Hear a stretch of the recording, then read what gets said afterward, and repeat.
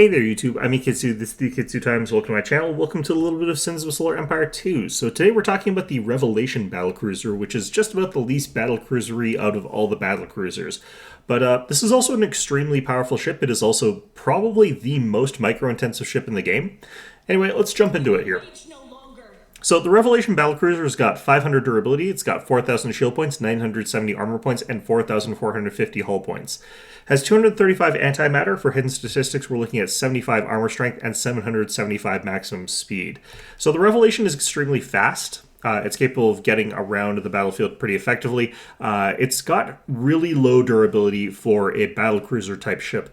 It is typical of these sort of battlecruisers in that it's a caster that has a lot of really powerful support abilities, but its weapons are way worse than most of them, and it's way more fragile than most of them. This is actually a ship that I would say competes with stuff like with the Progenitor Mothership in terms of its ability to fight, which is really, really bad. So in any event, this is not the kind of ship that you can convert into a fighter, not really. It did get buffed a little bit. Let's look at its weapons here. It's got one Strikecraft squad. It's got 2 heavy plasma at 5 damage per second each for a total of 10 damage per second with 750 pierce. It's got 2 medium missiles at 15 damage per second with 200 pierce. And it's got 4 medium lasers with 6 damage per second each for a total of 24 damage per second with 200 pierce. Medium missiles is total 30 damage per second. You're looking at a total of 54 damage per second with 200 pierce. It used to be that the missiles, of course, had 0 pierce, which made them way, way worse into virtually everything.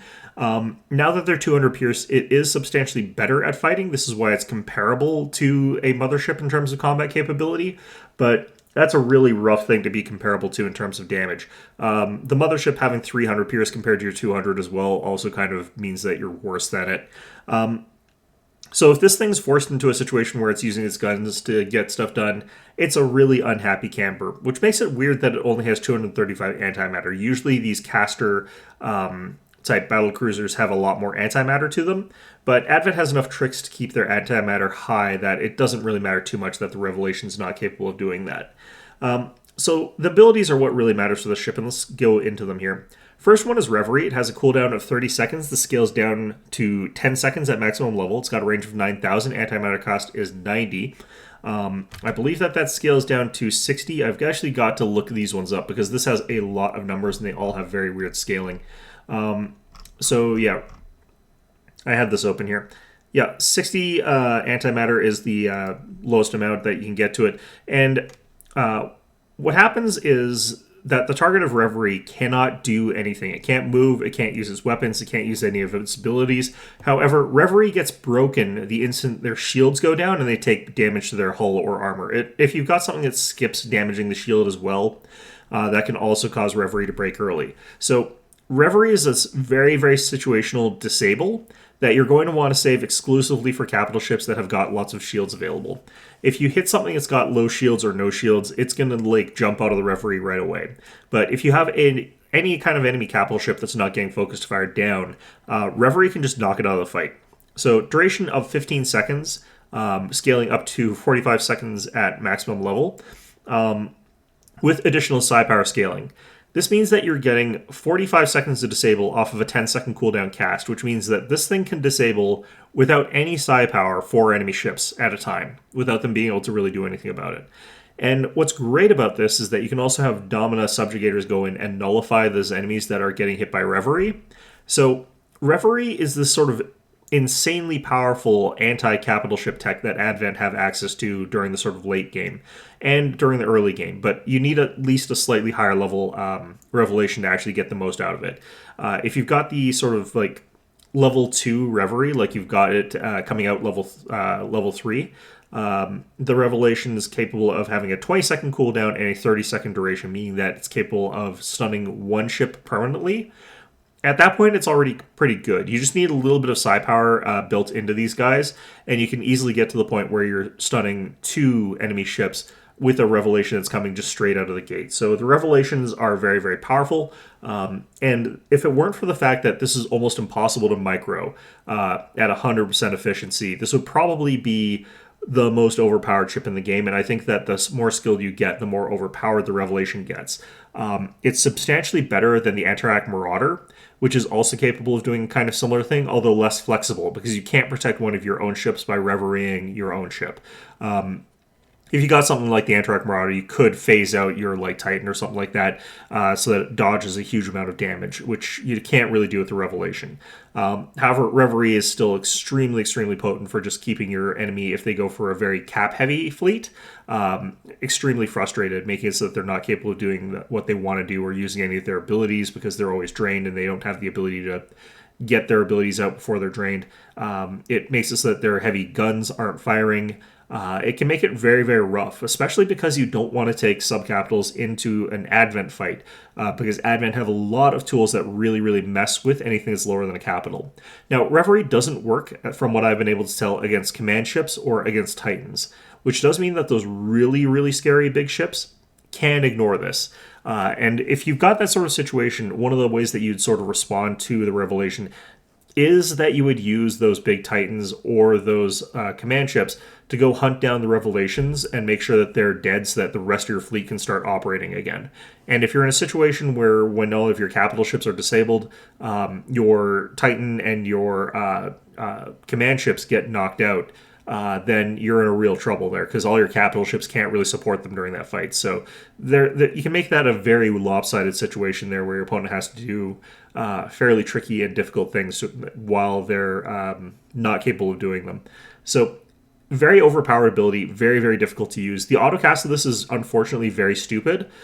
So if you have this just set to autocast, it won't target the thing you want it to. Generally speaking, they'll cast Reverie on whatever they're shooting at, which is the last thing you want them to be using Reverie against.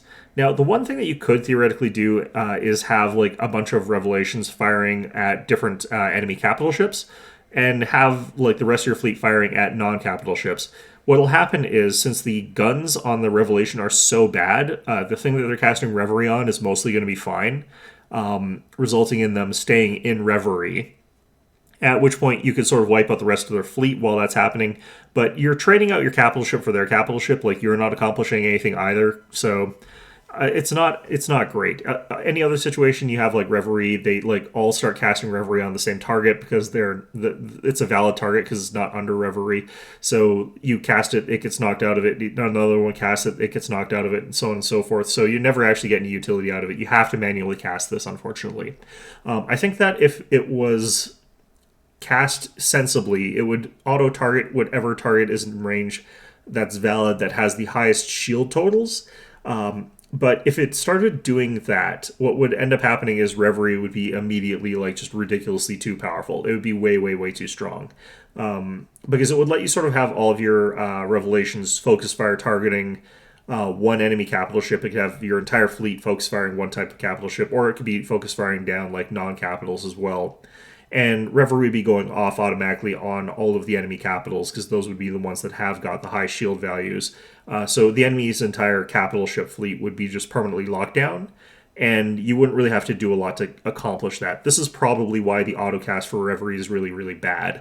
It makes it so that it can be as powerful as it is, because if it was autocasting perfectly, it would be ridiculously overpowered.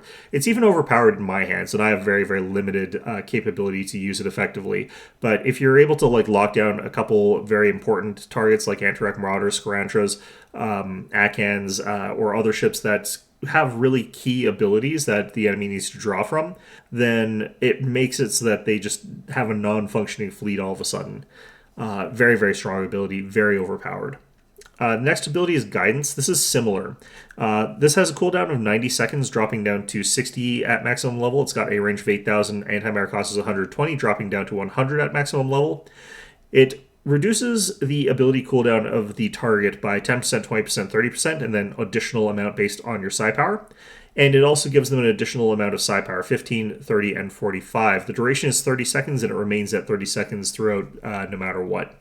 So you do actually have to get to a ridiculous amount of psi power for Revelations to give each other that 100% ability cooldown, which is kind of what you would want, but it's not really feasible. I don't think that you can even actually get there.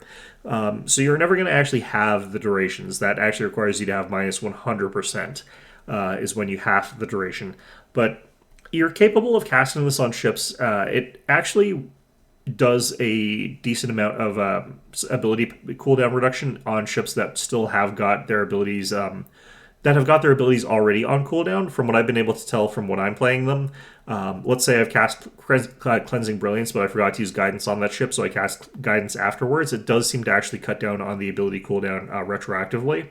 So you don't have to use this perfectly, but since you're missing out on that psi power, you really, really want to have your routine be you cast Guidance, and then you have that ship that's got Guidance on it use all of its abilities while it's still got that cooldown reduction, but also more importantly, while it's still got that psi power. This makes it so that you have to have the Revelation on manual cast, and you also have to have its target on manual cast, which is really, really awkward. I find it actually just kind of difficult to use Guidance alongside Revery, alongside the other abilities that you want to like boost with Guidance. All of that sort of together makes it so that you kind of have a hard time microing these guys, and they're a huge micro sync. But if you do have access to this, it can make whatever it is you're supporting really, really strong. An example would be like following along with a Coronata Titan and having Unity Mass suddenly have that reduced cooldown. On top of the extra of like 45 psi power, you could get a huge amount of damage done with that combination. You could get similar damage done with Chastic Burst on a Erratica. Of course, like Cleansing Brilliance is the one that they sort of mentioned there. You can use this to reduce that ridiculously long cooldown from the Halcyon's Shield Burst. There's a lot of different things that really like Guidance. It's just very hard to use. And since it's single target, it's got a long cooldown. You're not like able to spread this out the way that you necessarily would want to.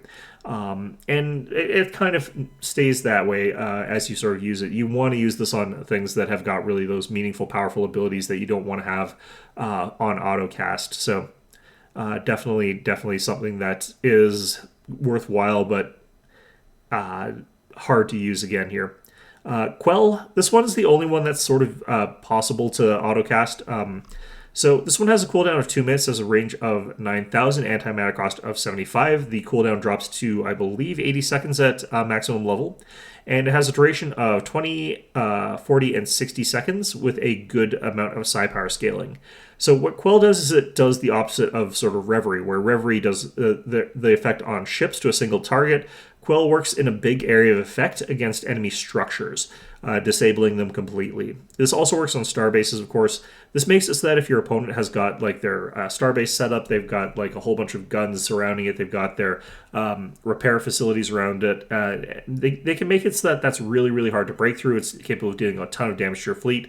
The Revelation can just turn that all off. And with the psi power scaling as strong as it is, Quell can actually make it so that you've got 100% uptime with Quell, making it so that Advent are capable of very easily destroying entire clusters of defensive structures, or more realistically, you use a Revelation with an at least level 2 Quell with the psi power scaling, you disable all the enemy structures and you fight their fleet, because your opponent is probably trying to combine the firepower of their fleet alongside the firepower of their starbases and their defensive structures.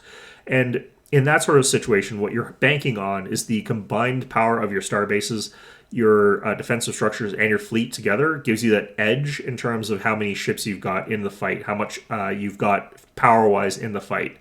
And that lets you sort of swing a battle where your fleets would otherwise be equal, radically in your favor. You've seen me doing this a lot in my gameplay whenever I play. All those guns make it so that I've got functionally an additional, like, say, 800 supply worth of ships, air quotes, in the fight, and that just makes it really, really in my favor. Quell makes it so that's suddenly a fair fight again, making it so that you lose the defender advantage. Very, very overpowered ability. And since it's such a wide area, and it's got a good duration, it's capable of being that 100% uptime, it can be set to autocast, where it'll like usually catch enough enemy structures to be worthwhile. However, Quell is actually better if you cast it manually, because if you're casting it manually, you can make sure it's catching the maximum number of enemy structures, which makes it so that you're definitely getting your money's worth out of those casts. Because if it's on autocast, it usually misses some structures, it misses some things. So this definitely is something that's better, but does totally function as autocast. Last ability here is Provoke Hysteria. Has a cooldown of 4 minutes, range of 5,000, antimatter cost of 150, and it basically just bombs the hell out of a planet that you sort of pointed at.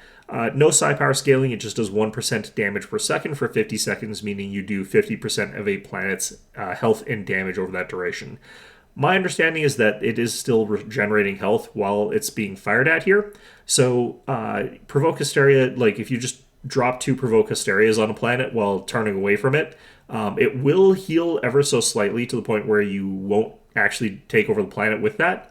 However, if just even like the Revelation by itself is still bombing the planet, you'll exceed the regeneration rate of the planet by enough that you can use 2 Provoke Hysterias and take a planet with that.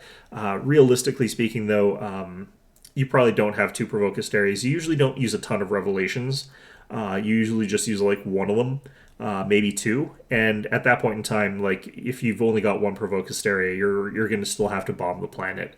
It does save you a significant amount of time. It does make it way easier if you've got the ability to flip planets with Advent Wrath, for example, but it's still kind of a little bit of a letdown of an ability, which is fine because the Revelation has such powerful other abilities there. Revery being something that completely stuffs enemy capital ships. You got Guidance, which is very strong contextually if you've got the right kind of ship to pair it with, and Quell is just the best siege ability in the game for taking down enemy structures and fortifications there. So yeah, Provoke Hysteria being kind of lackluster and honestly still really strong. It is actually very, very good if you want to just blitz planets and get through them faster. This saves you a ton of time on taking those planets. It's still okay. Like, there's nothing wrong with it. But yeah, the other abilities definitely are the highlight of the Revelation here. So let's take a look at the hostility research here. This is one of those ships that gets some really strong benefits from psi power, but they're all kind of contextual. It's mostly sort of to do with like durations and stuff like that, which typically speaking don't matter too much. However, like I said, the Revelation is a ship that requires a tremendous amount of effort on your part. And having multiple Revelations that you're juggling Reveries and Guidances on is an actual nightmare. What's way better is having just one Revelation, having it have like a bunch of abilities that you're going to be using, or maybe having 2 and having one of them focus on taking Quell. You just turn that on when you're sieging something. But if you've only got one and it's got a level 3 Reverie, it's not too difficult to deal with. At that point in time, getting your duration up by an additional 20 seconds so that you've got a 65-second duration on a 10-second cooldown means that you're disabling 6 enemy capital ships with just your one Revelation. That's ridiculously good. That's insanely powerful. You're popping in the occasional Guidance on the one thing that you're using Guidance on, and then you're immediately shuffling over to use its abilities to do whatever. Like that's very, very strong. So you can use a Revelation with that sort of like duration bonus or the cooldown bonus from Guidance there, and you can get a huge amount of value from it. This is to compare and contrast with the Rapture, which has also got that sort of duration based psi power scaling. The Rapture you don't care about. You get a second Rapture, you have them both auto-casting Vertigo, like it's fine. You get like the faster dominations with the Rapture. You don't really care. That's not a hugely important factor to it. So the duration psi scaling for the Revelation is just way, way, way more powerful than it is on the Rapture. The only reason that the Rapture still wants psi power more is that Malice gets so much benefit out of it, whereas Provoke Hysteria gets nothing. Still, though, like the Revelation, because of the way that in practice it gets used, even though you're not getting a bigger effect out of the psi power scaling is still one of my favorite things to get on the Revelation there. Now, for the next step here, got all these sort of like shields and stuff like that. This is a unique ship. If you're going sort of all in on the concept of what a Revelation does and what a Revelation fleet could do, you don't need shields, like, at all, really. Your opponent is theoretically permanently stun-locked. It doesn't matter if they're using structures. It doesn't matter if they're casting abilities. It doesn't matter if they've got lots of capital ships. What you do is you have, like, a bunch of Revelations, like, just have them all disabling enemy capital ships. You don't need a ton of them. But you then use, like, say, the... I can't even remember the name of the damn thing. Let's go look it up. Deliverance Engine. Use the Deliverance Engine or the Deliverance, and you just steal the entire enemy fleet. of non-capital ships. So everything that you can't reverie or that you don't want to reverie, you just steal, and suddenly all those ships are yours now. All their capitals are disabled. Your Oblivias are blowing up like they're Titan or whatever. Like it ends up in a situation where the enemy has to either build capital ships, which get disabled, or they have to build like non-capitals, which get stolen. So obviously the correct answer is you build those capital ships, but if they're all getting Reverie, that doesn't really help you at all either. So you can end up with some really, really funny stuff with that, but that does mean if you're going all in on that, you just don't need shields, you don't need shield burst. You do need the antimatter regeneration really, really badly. If I was going to say which of these is better, I would say that the flat shields are a little bit better for this thing. But it's hard to say. Like, the shield burst could still be okay for this. For weapons, this thing doesn't care at all about its weapons. They're really, really bad. As far as they go, you just boost up whatever else it is you're taking with your fleet, and hope that those things are capable of dealing all the damage. So you technically have good laser damage, you technically have good missile damage, you technically have some plasma damage, but none of them are high enough to justify taking those upgrades for this particular ship here. You don't have enough armor for the armor upgrades to be really great either, and your hull points are very strong, but these upgrades are relatively weak here. So ideally speaking, you just don't have to get these, but this type of ship, you never know what's going to happen. It is very fragile, so hopefully you don't need it, but if you do need it, you want the shields. For Harmony, Advent Reborn, you're looking at the shield regeneration combat from Culture. This is pretty okay for them. It's one of those sort of situations where ideally you don't have to use it, but it could come in handy in some situations there. By contrast, Advent Wrath get that additional 30 psi power from their culture. That's actually really, really strong here. These guys really absolutely love that. The Fury of the Unity actually does not help these guys at all, so they don't really care about that, but there are situations where the rest of your composition could really care about that. I also don't think that those are situations where you're using Revelations, though. Revelations are a ship that sort of puts a bunch of enemy assets on pause, and that means that you've got the luxury of, killing them fairly inefficiently and slowly, so you just don't really need the extra damage that badly, because you can just sort of slowly grind through them, whichever way it is that you want to. So, yeah, that's kind of how the ship works. It's very, very funny in that sort of sense there. I should also mention, this is, like I said, one of the ships that tremendously benefits from having level 3 so that it can have a level 2 starting ability. As a result of that, Ascension Rights is super, super good for these guys. They've got that ability to immediately start off with a level 2 Reverie, which means they can keep one enemy capital ship stun locked permanently and another enemy capital ship stunned for a good amount of time, or they can have enough psi power off of that even a level 3 Revelation is keeping it 2 enemies locked up basically permanently. It could get you a level 2 Guidance, which gives you an additional 15 psi power and a good amount of extra everything else. Most importantly, though, it reduces the cooldown for that. It could give you a level 2 Quell, which is enough that you could psi power yourself up to nearly 100% or actually 100% uptime on this, making it so that enemy star bases are completely irrelevant to you. So any of these starting at level 2 is going to be really good for you, depending on what you're up to, and it basically kind of gives you full build for that one Revelation, depending on what you're up to with it. It's really, really strong starting at level 3 with the Revelations. So for Unity, for Advent Reborn, ideally speaking, you don't have to use Cleanse if you're using these guys because you're using its disables correctly, but there can be instances where this gets into a little bit of trouble, especially during the early game. It's a very weak ship if you're starting out with it, especially when you're trying to expand. Cleanse can sort of keep this healthier so that it can stay in the fight a little bit better, but I don't think that it's really got that much synergy to that. You've got the ability to use Sacrifice. So an interesting thing you can do for this is that if you've got your fleet set up in a specific way, you can knock out all of the enemy's non-capitals using a Sacrifice. And you could just have the Revelation pop in. You could just then at that point in time run the Revelation in with its relatively high speed, have it disable all the enemy capitals while your fleet's coming in from a long distance. Whatever enemy capitals you catch with Reverie, you just sort of then have your fleet wipe out. So that could work. I think that that's a little bit tricky to do because there is a way functionally for you to use Sacrifice without damaging your own ships. I think that sort of way to pick off an enemy capital ship on top of wiping out their entire fleet, though, is probably the best way to combine that with the Revelation there. Resurrection, I don't think that has any particular synergy to this ship here. It usually is trying to prevent your ships from dying off, so I don't think that that works the best with this. Recall as well, I don't think there's anything in particular with this ship that benefits from that. There is a way to use Sanctify with this guy here. If you use Provoke Hysteria, you can get it so that you've captured an enemy planet that's not got a starbase, or maybe the starbase doesn't have its shields. It's still in a highly contested zone. The enemy still has the ability to do a lot of damage to the planet because they've got their own capitals in there. You can then use Sanctify to keep that planet locked under your possession while you're still fighting them. So your opponent has spent all that time trying to siege down the planet. You Sanctify it, heals the planet mostly back up to full health there. At which point you can just sort of have it slowly whittle down again.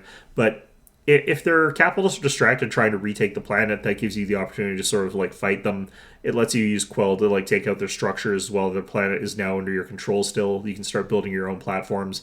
You can go fight the enemy fleet while they're in this sort of disarray kind of state there. So I think there's a little bit of synergy with some Revelations and Sanctify.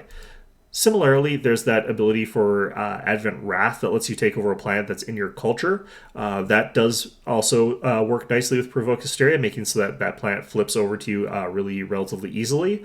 I do think that there is some use of getting Avatar on here, but I think the better way to use Avatar with this is you stack Guidance and Avatar on one hero super ship thing, and your Titan is a great option for that for Advent Wrath.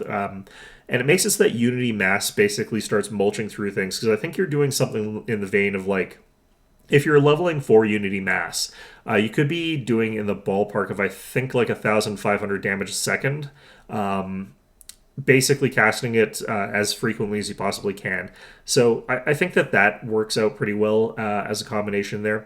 I think that Fury is negative synergy because it makes it much more likely that you're going to break Revery. So I wouldn't really pick that one. I think Chastise works really well with this if you're doing that sort of style where you've done some weird thing where a bunch of your opponents, say subcapitals, have been captured by you. They've been taken over, or that you've got them locked up by radiances or whatever, and your opponent realizes they can't win the fight. So they try to get out with some capitals. You could use Reverie to keep those capitals locked in, but if you don't have the ability to chase them down very effectively, you can use Chastise to keep them in there. I think that's a bit fringe. I don't think that's the best way of using it, but I definitely think that that's an option. Or you could use that with the Revelation if you're sort of doing some harassment type strategy. The fact that this is a really, really fast ship, it could sort of do some weird hit and runs, but I think that that'd be a little bit obtuse to do that with this ship in that way there. That's basically all I can think of as far as the Unity goes. Let's talk a little bit about builds here. So as far as builds go, you've got the Reverie build. This is the one where ideally you have one very high level Revelation. So this would be if you get one fairly early, you level it up to preferably 5 at the very least, so you can get the level 5 Reverie.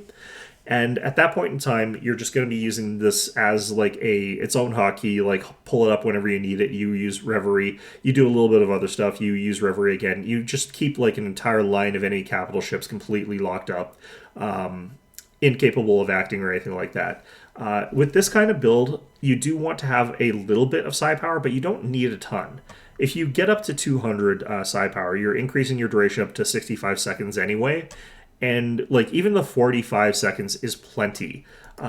At that sort of point, you could go for something say, the antimatter pods to make it so you can cast a little bit more consistently, a little bit more easily. But realistically, I think that you actually want to use other tools to increase your antimatter. Either having a ship around with the Brilliance Array, which probably won't be this one, or you have a bunch of acolytes feeding into this guy, because this thing goes through antimatter super, super fast. 10-second cast time is absolutely crazy. So you're going to want the Harmony Circuit, and that's going to give you that ability to get 200 psi power, and that's really all you need if you're focusing on Reverie. Going any higher with the Psionic Dynamo is something you can do. It is a very fast to ramp up thing here, but you just don't need it with this build or with this type of ship here. At this point in time, what I would probably get is either Psychonetic Plating, Synchronous Shield, and Structural Force Fields, or I would probably get just the Structural Force Fields, the Synchronous Shields. I would actually forego the Psychonetic Plating. This thing doesn't have a ton of armor to it. And then I would get the Brilliance Array on this ship. Like I said, this is an area of effect type item.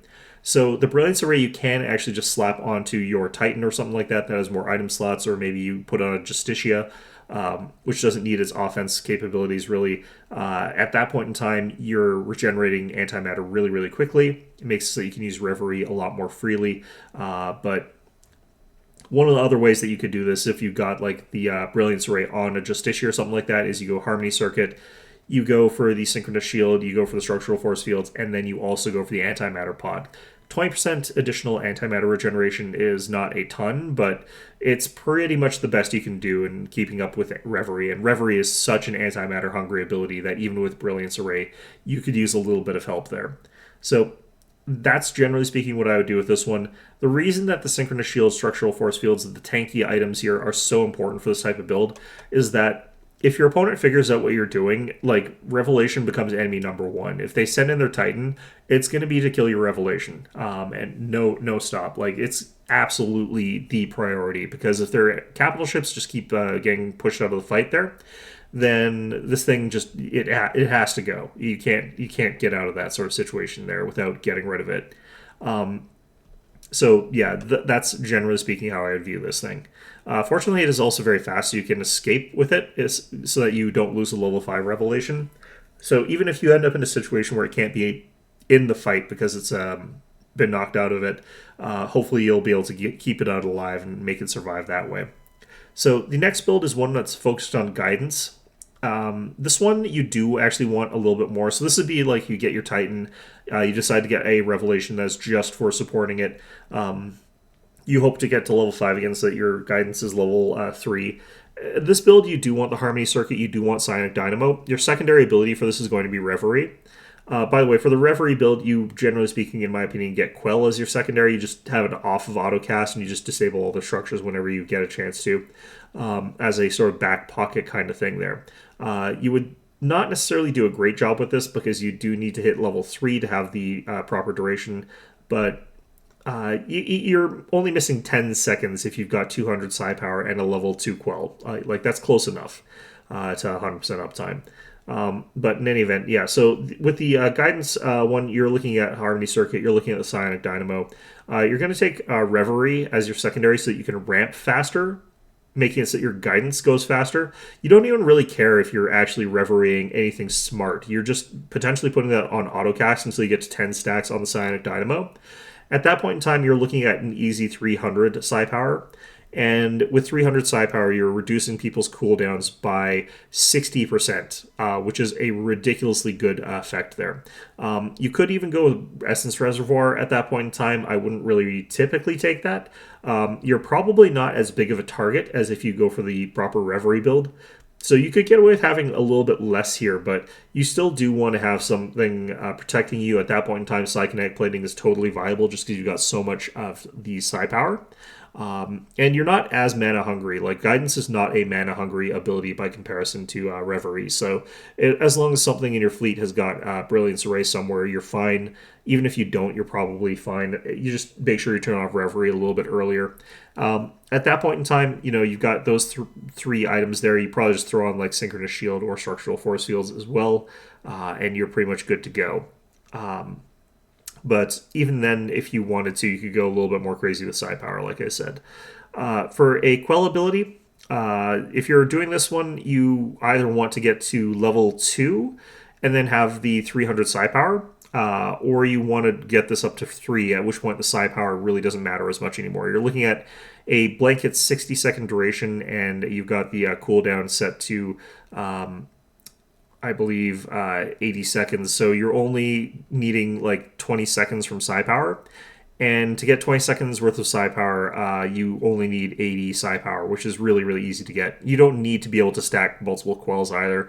Like, it's a very, very simple build at that point in time, and you're only pulling it in for like there's a Starbase cluster or something like that. Your secondary is probably going to be Reverie so that you can ramp faster, so you can get Quell to 100% uptime, but this is a fairly simple build. You just keep the Revelation in the back. You have it in there for the single siege. During other times, you maybe have it available with Guidance. You maybe have it available with Reverie, so you can pull it into a fight where you find you need those tools. But primarily you can just keep it fairly naked. You could just give the Harmony Circuit Psionic Dynamo. You could just go with Harmony Circuit if you got this to level 3. You could just give it a little bit of defense if you want to, but I would save my money and get that last. But in an optimized sort of sense, they're looking at this very, very late game. You're looking at Harmony Circuit, Psychic Playing, Synchronous Shield, Structural Force Fields, and you just keep it in the back. You just leave it there. This is also one that you could use Harmony Circuit, Psionic Dynamo, and put the Brilliance Array on it. Because you're leaving it sort of to just sit around dithering in the back, doing nothing for most fights, and only bringing it out when it needs to use Quell. But that does make it a pretty good Brilliance Array target. The only problem is it's not going to ramp its Psionic Dynamo as quickly if it's staying out of the situation there. However, that's kind of like still powerful to have in your fleet as a tool. So like that's just how good Quell is. It's kind of crazy that it's allowed to be as good as it is because it completely invalidates like mid-game and later static defenses against Advent. It just completely nullifies them.